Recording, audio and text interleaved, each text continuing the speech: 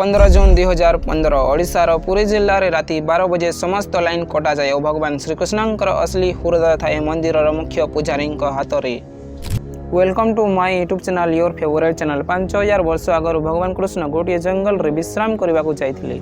सेतेबेले Zara नामक गोटे शिकारी भगवानंकर पाद को हरिणर मुख भावी सर मारी देखले आ सर जाई सीधा भगवानंकर पादरे बाजिथिला। सर मारिला पर जारा शिकारी कृष्णंक पाखक जाइथिला। एमिति अवस्था देखि तांको क्षमा मागिथिला। भगवान तांको क्षमा करथिले और कहिथिले अर्जुन को तू डाकी आण। जारा कांदी कांदी अर्जुन पाखक जाइथिला डाकिबा पई। तेणु अर्जुन को से सब कथा कहि देखला। अर्जुन यह शुणी बहुत दुखी जाइथिले एवं से जारा सहित मिसी भगवानकर अंतिम संस्कार करि दैथिले। कृष्णंकर देह पोड़ी जाइथिला किंतु तांकर हृदय एबे भी जली नथिला। तेणु अर्जुन जारा मिसी नदी रे हृदय को भसाई दैथिले।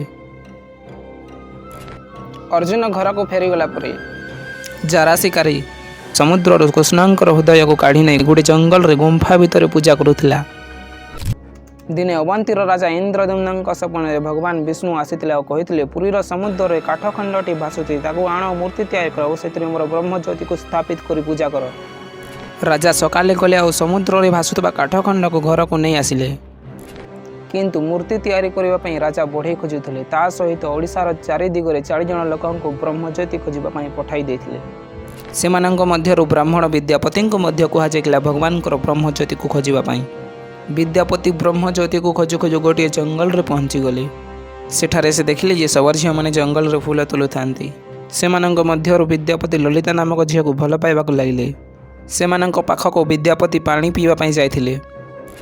जंगल रे पानी नथिला सेति पई सबर झियो माने तांको घर को नै जाइथिले पानी पियाइबा पई। विद्यापति सेमानंक सहित घरे पहुंची पानी पीले। दिने विद्यापति ललिता को पचारिले जे विश्वावसु ब्रह्म मुहूर्त रे फूल तोलिकी कुआडे जाउछि। ललिता विद्यापति को कहिले जे ब्रह्म मुहूर्त रे विश्वावसु नीलमाधव को दर्शन करबा को जाए। तेणु विद्यापति ललिता को रिक्वेस्ट करथिले नीलमाधव दर्शन करबा पई। ललिता तांको कथारे राजी हो जाइथिले एवं विश्वावसु को कहि देखले नीलमाधव दर्शन कराइबा पई। विश्वावसु मध्य तांको कथारे राजी हो जाइथिले एवं एक नियम तैयारी करथिले। सही नियम अनुसार रास्ता रे गला बेले विद्यापति को आखि रे पट्टी बंधा जाइथिला। सेते बेला को विद्यापति निजर चालाकी देखाई निज सहित सुरस बिहन को नहीं जाइथिले। गला बेले सुरस बिहन को रास्ता रे टिके टिके पकाई जाउथिले। किछि समय पर जारा सहित नीलमाधवंकर मूर्ति पाखक पहुंची गले। विद्यापतिंकर आखिरु पट्टी खोलिला पर भगवानंकर दर्शन करी से कांदी पकाइथिले। तापर विद्यापति जारा सहित घर को फेरी आसिले। पर विद्यापति ललिता को कहिथिले मु मो घर को जाउछि समय आसिले फेरी आसिबी। विद्यापति सेठू आसिबा पर राजांक महल को जाइथिले। से नीलमाधव को दर्शन करबा कथा और तांको ब्रह्मज्योति को खोजिबा कथा राजा को कहि दैथिले। राजा विद्यापतिंकर सब कथा सुनिबा पर किछि मास पई निज राजमहल रे विचार करथिले। तापर विद्यापति को नै पहुंची गले सबर विश्वावसुंकर जंगल को। सेठारे विद्यापति किछि मास आगर जो सुरस बिहन को रास्ता रे गला बेले पकाइथिले ताहा आज गोटिए सुरस गछरे परिवर्तन हो जाइथिला। राजा और विद्यापति सुरस गछर पछे पछे गले और सेमाने गोटिए गुंफा रे पहुंची गले।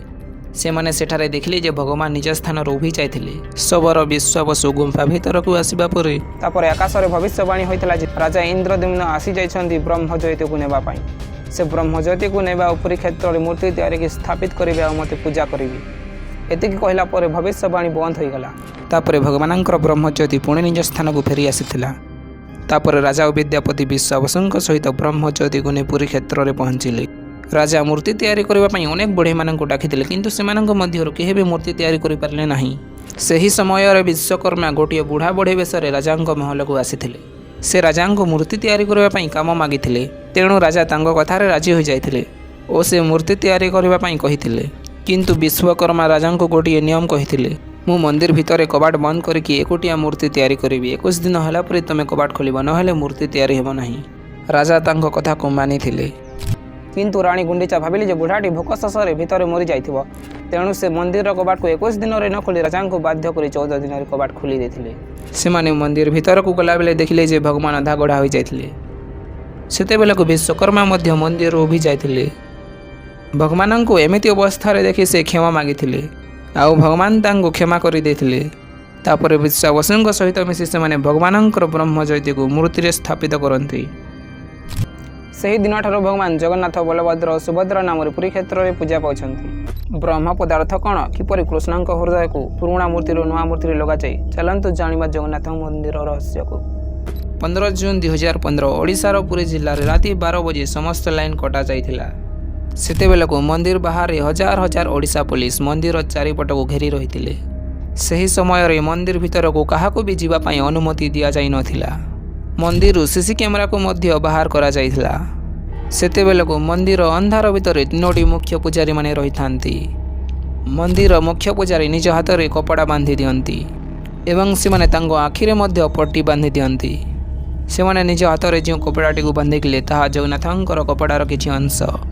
ଯଦି ସେମାନେ ଆଖିରେ ପଟି ନ ବାନ୍ଧି ଭଗବାନଙ୍କର ବ୍ରହ୍ମ ପଦାର୍ଥକୁ ଦେଖିଦିଅନ୍ତି ସେମାନେ ତାହେଲେ ସାରା ଜୀବନ ପାଇଁ ଅନ୍ଧ ହୋଇଯିବେ ଏବଂ ତାଙ୍କର ମୃତ୍ୟୁ ମଧ୍ୟ ହୋଇପାରେ। କାହିଁକିନା ଭଗବାନଙ୍କର ବ୍ରହ୍ମ ପଦାର୍ଥକୁ ଦେଖିବାର କ୍ଷମତା ମନୁଷ୍ୟ ପାଖରେ ନାହିଁ। ସେମାନେ ଭଗବାନଙ୍କର ବ୍ରହ୍ମ ପଦାର୍ଥକୁ ହାତରେ ଧରିଲା ବେଳେ ଏମିତି ଲାଗେ ତାଙ୍କୁ ଯେ ସେମାନେ ଗୋଟିଏ ଠେକୁଆକୁ ଧରିଛନ୍ତି। ମୁଖ୍ୟ ପୂଜାରୀ ଭଗବାନଙ୍କର ବ୍ରହ୍ମ ପଦାର୍ଥକୁ ପରିବର୍ତ୍ତନ କଲାବେଳେ ପୁରୁଣା ମୂର୍ତ୍ତିରୁ କାଢ଼ି ନେଇ ନୂଆ ମୂର୍ତ୍ତିରେ ଲଗାଇ ଦିଅନ୍ତି। ଏହି ପ୍ରକ୍ରିୟାକୁ ନବକଳେବର କୁହାଯାଏ। ତାପରେ ପୁରୁଣା ମୂର୍ତ୍ତିମାନଙ୍କୁ ରଥରେ ନେଇକି ଗୋଟିଏ ଖାଲରେ ଫୋପାଡ଼ିକି ପୋତି ଦିଅନ୍ତି। ଏହି ପ୍ରକ୍ରିୟାକୁ ପାତାଳି କୁହାଯାଏ। କିନ୍ତୁ କିଛି ଦିନ ପରେ ସେହି ଜାଗାକୁ ଖୋଦିଲା ବେଳେ ଭଗବାନଙ୍କର ମୂର୍ତ୍ତି ଉଭି ଯାଇଥିଲା। ବ୍ରହ୍ମ ପଦାର୍ଥକୁ ପୁରୁଣା ମୂର୍ତ୍ତିରୁ ନୂଆ ମୂର୍ତ୍ତିରେ ପରିବର୍ତ୍ତନ କରିସାରିଲା ପରେ ନୂଆ ମୂର୍ତ୍ତିମାନଙ୍କୁ କପଡ଼ାରେ ସଜାଇ ଦିଆଯାଏ। ନବକଳେବର ପ୍ରତି 12 ବର୍ଷ ପରେ ଥରେ ପୁଣି ହୋଇଥାଏ। ଆପଣମାନେ ବଡ଼ ବଡ଼ ବିଲ୍ଡିଂ ଉପରେ ପକ୍ଷୀ କିମ୍ବା ହେଲିକପ୍ଟରକୁ ଉଡ଼ିଥିବାର ଦେଖିଥିବେ। କିନ୍ତୁ ଜଗନ୍ନାଥ ମନ୍ଦିର ଉପରେ କୌଣସି ହେଲିକପ୍ଟର କିମ୍ବା ଏରୋପ୍ଲେନ୍କୁ ଉଡ଼ାଇବା ପାଇଁ ପରମିଶନ ଦିଆଯାଏ ନାହିଁ। ମନ୍ଦିର ଉପରେ କୌଣସି ପକ୍ଷୀମାନେ ଉଡ଼ନ୍ତି ନାହିଁ ଓ ବସନ୍ତି ନାହିଁ। ମନ୍ଦିରରେ ଲାଗିଥିବା ପତାକା ସବୁବେଳେ ପବନର ବିପରୀତ ଦିଗରେ ଉଡ଼ିଥାଏ। ମନ୍ଦିର ଉପରକୁ ଚଢ଼ିଲା ବେଳେ ପୂଜାରୀମାନେ ସଦାବେଳେ ଉଲ୍ଟା ଚଢ଼ିଥାନ୍ତି। ମନ୍ଦିରର ପତାକାକୁ ସବୁଦିନରେ ବଦଳାଯାଏ। ଯଦି ଦିନେ ବି ନ ବଦଳାଇଲେ ମନ୍ଦିର 18 ବର୍ଷ ପାଇଁ ବନ୍ଦ ହୋଇଯାଏ। ଯଦି ଆପଣ ମନ୍ଦିର ବାହାରେ ଅଛନ୍ତି ତାହେଲେ ଆପଣଙ୍କୁ ସମୁଦ୍ରର ଆବାଜ ଶୁଣାଯିବ। ଯେତେବେଳେ ମନ୍ଦିର ଭିତରକୁ ଆପଣ ପ୍ରବେଶ କରିବେ ସେତେବେଳେ ଆବାଜ ବନ୍ଦ ହୋଇଯିବ।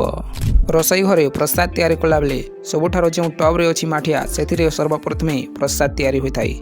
ଯଦି ଆମେ ଦେଖିବା ବେଳେ ଯେଉଁ ମାଠିଆ ଚୁଲି ପାଖରେ ଅଛି ସେଥିରେ ସର୍ବପ୍ରଥମେ ପ୍ରସାଦ ତିଆରି ହେବା କଥା। କିନ୍ତୁ ଜଗନ୍ନାଥ ମନ୍ଦିରରେ ବହୁତ ରହସ୍ୟମୟ ଜିନିଷ ମାନେ ହୋଇଥାଏ।